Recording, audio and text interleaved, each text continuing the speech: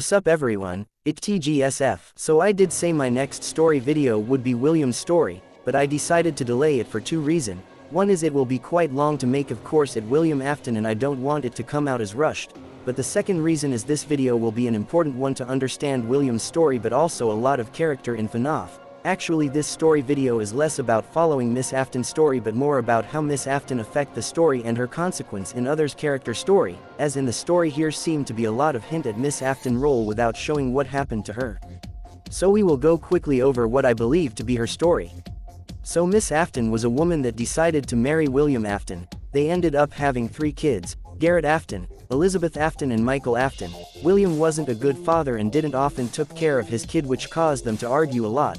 And at one point, they end up divorcing, and somehow William got the charge, I guess. This is all we know about her story. Yo again it me, this is a last second extension of the video. I'm editing the video RN and I basically thought, since I'm speaking of Ballora and Ms.Afton and want this video to be a story video but it kinda ruined by the fact here isn't too much to talk about for Ms.Afton and also don't really plan on really doing story of Ballora as its own video. I thought you know what, let just do story of Ballora here, so let's go. Ballora was an animatronics at Circus Baby Pizza World. When William built her, he wanted to do an homage to his wife, which is the reason for her more humanoid adult women appearance. He also programmed her to have a calming personality just like his wife. Ballora was the perfect vision of William's wife. Despite this interesting origin, Ballora had more mysterious objective, being programmed to help William with his child murdering, programmed to distract parents from their child, and later remnant of the MCI kid may have been injected into her, which may have caused her to be haunted.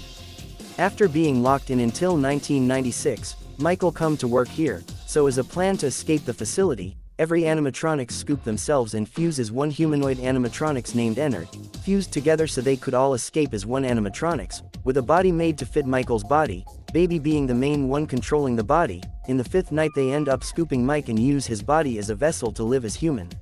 Mike's body end up rotting and Ennard get out of the body. They kick out Baby and Ennard become Molten Freddy.